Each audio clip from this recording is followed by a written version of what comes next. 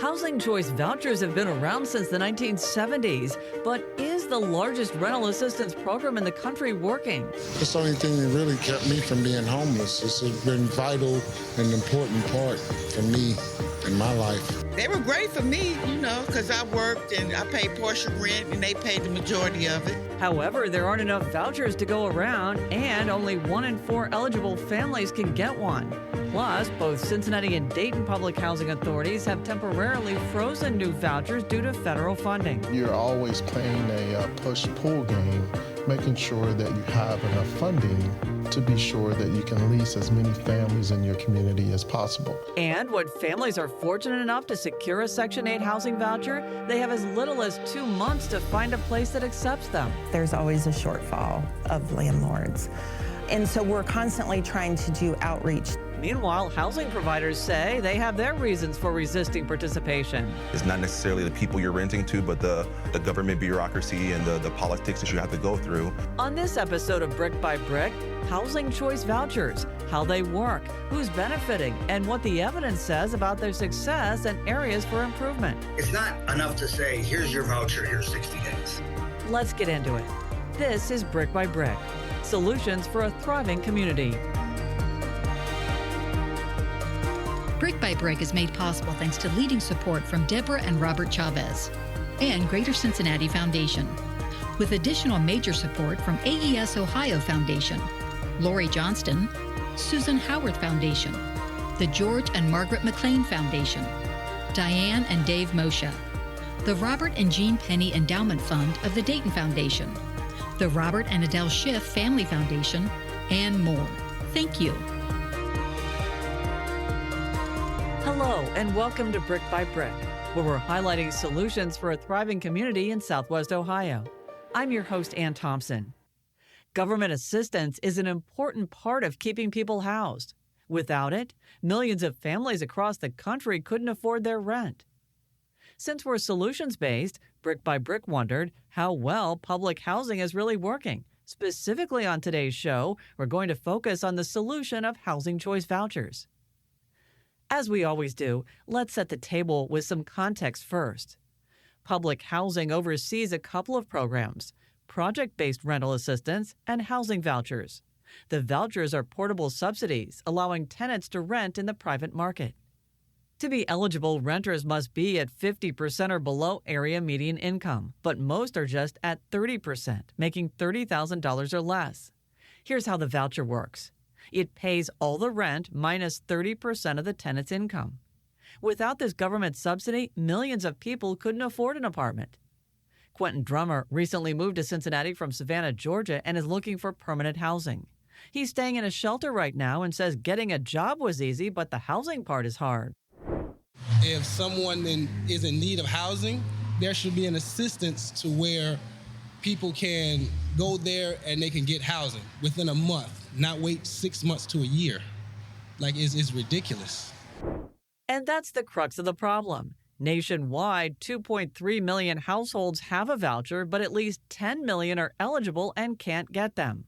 Unlike entitlement programs like food stamps or Medicaid, which automatically grow with need, Congress each year sets the amount of rental aid and runs it through the Department of Housing and Urban Development, or HUD. This year, it's $30 billion. That's not enough to cover everyone. That would take an estimated $100 billion. There are families who can't get help locally. The Cincinnati Metropolitan Housing Authority has 3,000 families still on the waiting list from 2022. Greater Dayton Premier Management, the housing authority in Dayton, says in Montgomery County, the wait list is 4,000, and the need is still growing. While rent continues to go up, wages are not equally increasing for everyone. The Harvard Joint Center for Housing Studies did a national survey for the New York Times and found eligible households for vouchers grew by 25%, while the assistance declined to its lowest level in a quarter of a century.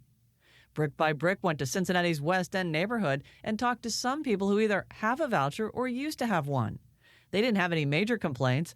Otto Gooden says the voucher system is a great thing. Some things is bad, but, they doing the best they can. Denise is homeless, but used to have a voucher. I think it's a pretty good program. Kind of hard to find nice places to live, although I was lucky and found one. Sometimes it can be difficult to find a place to live in the private market using a government housing voucher. But Brick by Brick's Emiko Moore found a Dayton resident who did it and is making a better life for herself and her family. Hi, Emiko. Hi, Ann. Yes, you're right. It can be challenging. Vouchers are a highly prized commodity since many are on a waiting list for several years. And those who are waiting are often rent-burdened, paying over 30%, sometimes up to 50% of their income on rent, which in turn leaves a lot less money for needed food, medicine, and other necessities. Let's take a listen. Dayton resident Kanika Lovett is a proud mother of 2 successful adults. But her journey was not so easy. Lovett, who works as a server and bartender at Olive Garden, relied on housing vouchers to provide a stable environment for her children when she was pregnant at 22 and working various jobs. My mom told me, and I didn't understand it back then, but create a life for yourself before you make another one. And that is what I've been trying to instill in my children because I didn't understand it at the time. GDPM, Greater Dayton Premier Management, the local housing authority, provides resources for housing to more than 4,000 low-income families in Montgomery County, but the demand is even greater. When the waitlist opened this February for Section 8 vouchers, another 4,000 people applied. CEO Jennifer Heapy says, Some people can wait 3, 4, 5 years before they get called that a voucher is available to them. After a 1.5-year wait, Lovett found a place in West Dayton, one of the few areas that accepted vouchers. But over time, as her children were growing up, concerns about safety, education, and access to food began to weigh heavily. If everybody you see is struggling to eat, struggling to live, just struggling to make it, then you don't know that there's people out here happy. There's people out here eating 2-3 times a day. There's kids that's playing in the park. According to Heapy, healthy neighborhoods are building blocks for generational change. Research has shown that if you have a family, particularly with young children, and before the age of 12, if they are moved to an area of opportunity, and that could be better schools, again, better access to health care, transportation, those types of things, that the cumulative impact far outweighs the cost of the subsidy. But finding landlords in the private market to accept vouchers in an area of opportunity neighborhood is challenging. They look down on the people who have vouchers because they think we're getting a free ride or we don't try hard. A lot of us work hard. We have jobs. We pay rent just like everybody else. It is just a little security that we do have in order to make sure that we have somewhere to live. While not all landlords think this way, many just don't know about it. Joan Ulith owns 4 rentals in Kettering and was unaware of the voucher program. She thought Section 8 was a complicated government program. I've been in this business for close to 20 years now. I've had people say, do you take Section 8? And I just said no. And I didn't look into it at all because it seemed like it was too big. When a tenant brought it to her attention, Ulith decided to take a closer look. After reviewing it, she found the paperwork manageable and agreed to participate. It's detailed, but it is no more complicated than applying for a mortgage. And during COVID, when some of her tenants lost their jobs, Ulith went without rental income for a year. Vouchers for her ensure steady payments. I've got a guarantee that you will get paid every month. That was a safety net for me. Only 43% of those who receive vouchers in Montgomery County are able to secure a place to rent. GDPM recognizes landlords are vital partners and recently hired a landlord liaison to streamline communication. We fully acknowledge we need landlords or this will not work. So we try and do as much as we can for the landlords, be as efficient as we can be during the process. Many landlords are advocating for improvements in this public-private partnership, including greater flexibility in inspections and less delays. I did think that the expectation that I needed a smoke detector in every room was a bit ridiculous, that, okay, we can deal with that. Those are not deal breakers. To help tenants build towards independence and self-reliance, GDPM also offers a home ownership program. We work with the families, and if they complete it, we have some partner banks, and they know how to use the voucher in the mortgage calculation, and they can use that to purchase a home. The program helps tenants navigate a pathway to home ownership. It made me focus more on my goals. What do you want? I want a house. You got to get out. You got to get it. Lovett is now a proud new homeowner, and her Yorkshire Terrier, Coco, is happy to play in the backyard. I am a homeowner. I'm a homeowner. I'm not just a voucher holder. I own this home. I worked hard for this, and I'm going to continue to work hard for it. I liked hearing the success that she was able to have, Amiko. I'm wondering who is eligible to participate in the home ownership program? Well, just like the Housing Choice Voucher program, it is voluntary, but you do need to be a first-time home buyer. They will then be referred to a home ownership center by GDPM, where they learn to set goals for home ownership and improve their credit scores. They are also enrolled in a family self-sufficiency program, which puts money into an escrow or third-party account for a specific goal, which for home buyers is typically a mortgage. The Family Self-Sufficiency Program can also be used to pay for a car, tuition, or even credit card debt, as long as the goal is working towards independence and self-sufficiency. Not all public housing authorities have these programs, so be sure to check with your local housing authority to find out if they do. Interesting information. We'll check back in with you for the takeaways. Thank you. You just heard from Greater Dayton Premier Management CEO Jennifer Heapy, who says only 43% of families who get a voucher can use it. One problem is discrimination. In the 40-plus years that vouchers have been around, local zoning boards and property owners sometimes make it difficult for people with vouchers to live in certain areas. Heapy defends her clientele. Over 80% of the people that we serve are either working or disabled, but they've got some type of earned income. These are not individuals who are just sitting back and not working. The city of Dayton prohibits source of income discrimination, meaning landlords cannot refuse choice housing vouchers. However, many Montgomery County communities don't have an ordinance like that. Another challenge Heapy faces is rising rent. A recent report lists Dayton as the fourth highest city nationally for rent increases of a one-bedroom apartment. Since 2019, it's gone up 44%. More housing choices could help lower prices. Heapy says she tries to get at least 50 to 60 new landlords a year. South of there, the Cincinnati Metropolitan Housing Authority is also on the lookout for more housing providers. Jeff Campbell and his partner Caroline Cartier accept Section 8 housing vouchers. Campbell grew up in public housing and knows there's a stigma that comes with it. Oh, you're lazy, you're this, you're that. And I saw these people as people. And I said, you know what, if I'm going to do this, if I'm going to do real estate, I'm going to also do it the right way and not just try to make a quick buck or what you would call for profit. But there have been some hiccups as Campbell rents out his single-family homes. So your organization, the Real Estate Investors Association of Greater Cincinnati, sent us a chart, and it showed one of the problems that housing providers have to face, and that is having your property vacant for a couple of months, showing what can happen and what you can expect. There's almost like a 2-week lag for the inspection in some ways.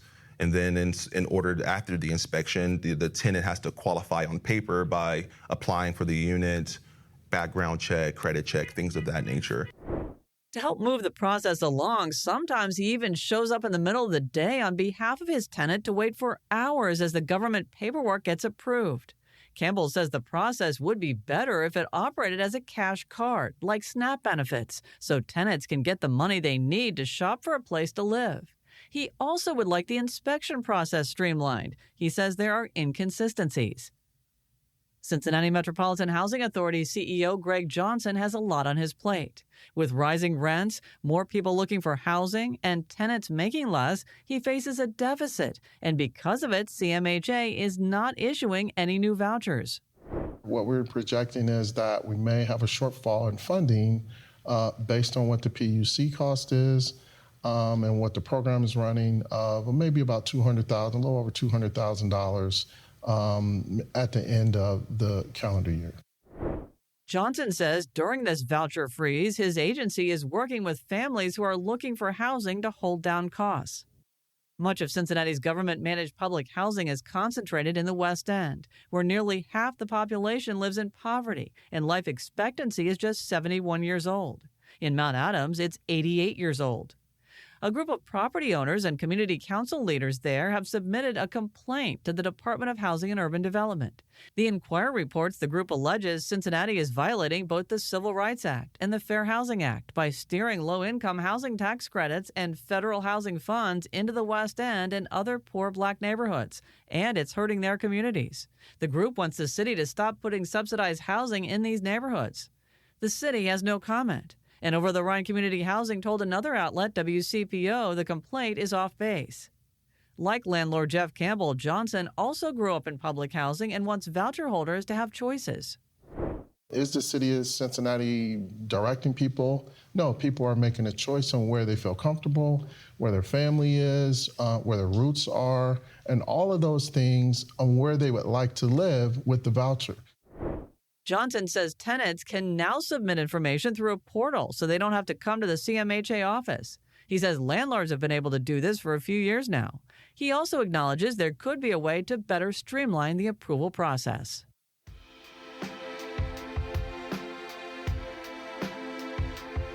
Coming up on Brick by Brick, how the agency behind Housing Choice Vouchers responds to local criticisms, and economist Raj Chetty proves the portability of vouchers works to improve education, health, wealth, and more. I'm engaged in a series of projects that will explore what conditions lead to greater equality of opportunity. That's ahead as Brick by Brick continues. Brick by Brick is made possible thanks to the generous support of so many, including Murray and Agnes Seasongood Good Government Foundation, Rosemary and Mark Schlachter, the Camden Foundation, Patty and Fred Heldman, Dee Dee and Gary West, the Stephen H. Wilder Foundation, Judith and Thomas Thompson, a donation in memory of Frank and Margaret Lenhart, and more. Thank you. We couldn't do this work without you.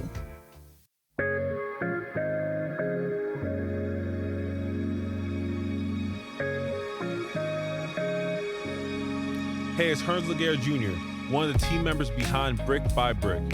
You know, our new show is about solutions for a thriving community. But if you think about it, we all have a different perspective of what a thriving community should look like. That's why we need to hear from you. We want to know what a thriving community looks like to you. Maybe it's more housing, more parks, or stores, or even safer sidewalks. Whatever your vision, we hope you'll share it with us. You can do that by heading to the Brick by Brick show page on cetconnect.org or thinktv.org. There you'll find an audience question button. Just fill out the survey and that's it. We look forward to sharing your hopes and dreams with the rest of our neighbors in future episodes. Thank you.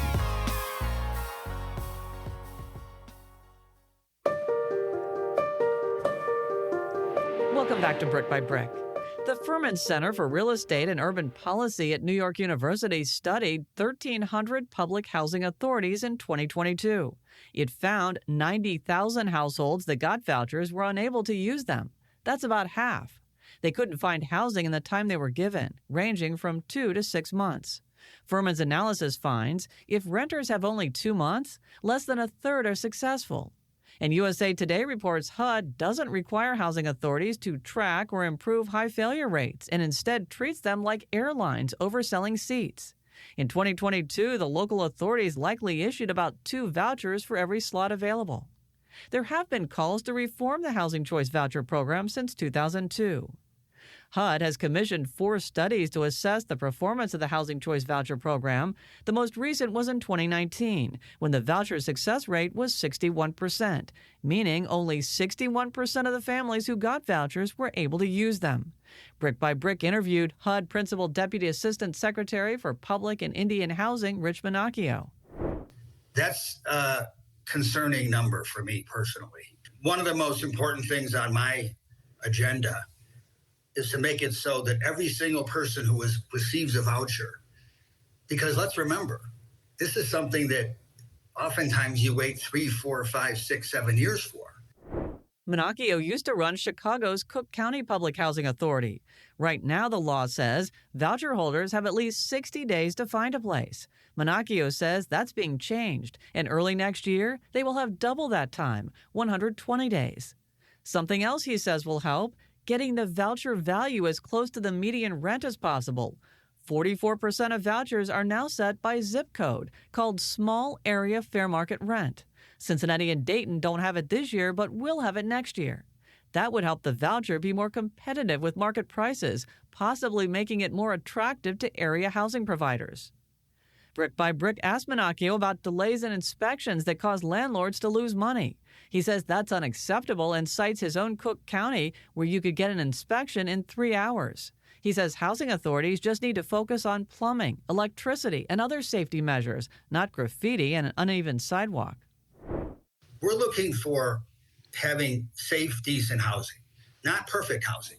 That's an important point because, not every apartment is perfect. Most places do have a few things wrong, but as long as it doesn't rise to that level of life, health, and safety, we're going to approve it. There is one public housing authority that some point to as a model of success, Boston. 88% of families are able to use their vouchers, despite one of the most expensive and competitive rental markets in the country, according to USA Today. Boston doesn't just turn people loose with a voucher, it connects them to somebody who helps them find a home. Partnering with schools, homeless shelters, and other social service groups helps fill the gap. And Boston doesn't just open a wait list every couple of years, it relies on organizations to refer families in need. HUD's Monocchio says this is important. It is so important when the city government gets involved. Actually take potential tenants out on the road to find a place. I did that in Cook County. So it is happening more and more. Cincinnati and Dayton public housing authorities also work with social service agencies to help voucher holders find housing, but possibly not to the extent as some others.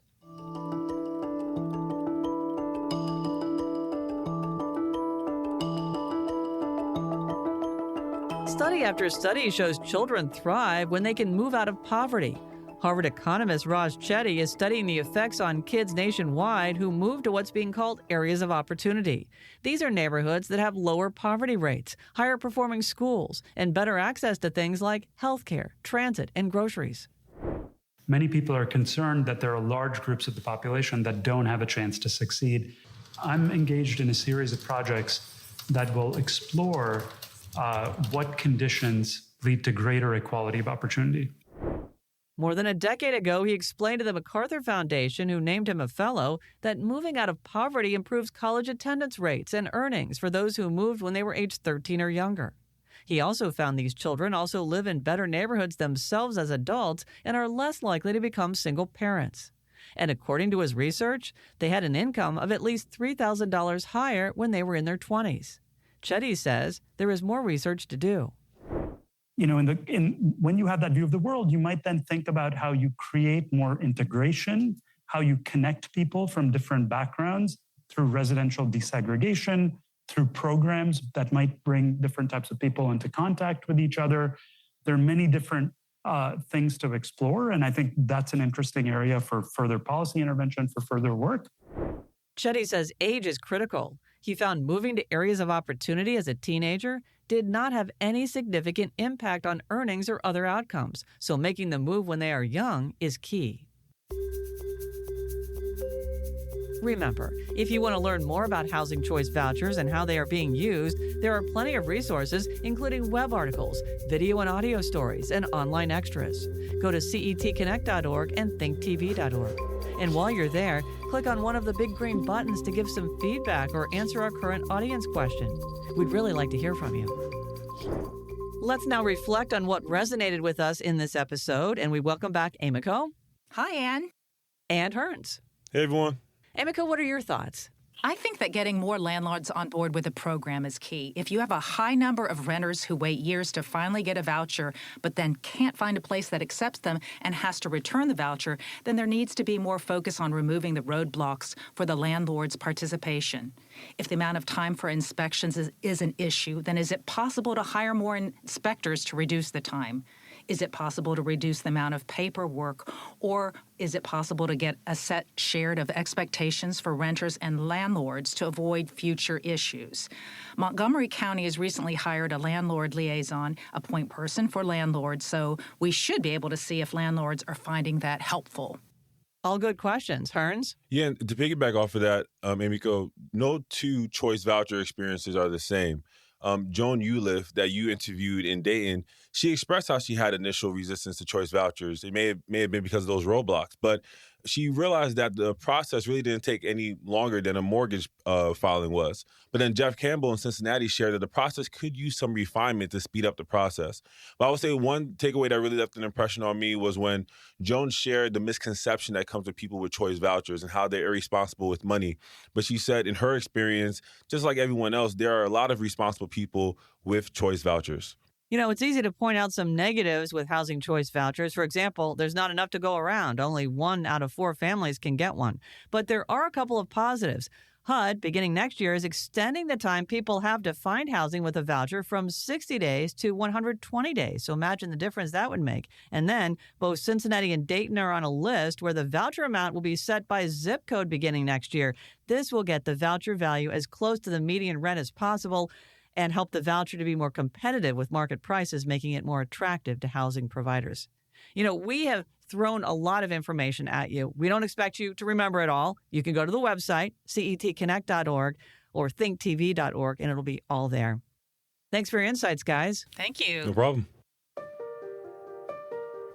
Coming up on the next episode of Brick by Brick, nationwide, we're building new apartments at record rates. After consistently underproducing new housing for decades, will more large-scale multifamilies make a difference? It's helping to hold rent down in Minneapolis. Figure out ways to get those allowed in more places. Developers know how to build those and make money. We've spent time diving into the missing middle, so now let's take a look at another typology. That's next time on Brick by Brick. That's our show. If you like what you hear, please rate and review our podcast. It makes it easier to find. We hope you learned something, and if you did, please tell your friends and family about it. For Emiko Moore and Hearns Laguerre Jr., I'm Ann Thompson. We'll be back soon with more solutions. Take care. Our show is produced, hosted, and edited by me, Ann Thompson, with reporting and story editing from Hearns Laguerre Jr. and Emiko Moore. Our executive producer is Mark Lammers. Our show consultant is Gloria Skursky. Gabe Wimberly is our audio engineer and mixer. Zach Kramer runs the lights and cameras. Derek Smith is our production specialist, and Jason Garrison is our production manager. Kelly May heads up our marketing and promotions, along with Mike Shea and Bridget Dillenberger. Alyssa Stephenson handles the website, and Steve Wright is our designer. Bill Dean and Andreas Kruja are the engineers for the show, and our chief content officer is Colin Shenamblo. Our music is from Universal Production Music. Brick by Brick, Solutions for a Thriving Community is a production of CET and Think TV, Southwest Ohio PBS member stations.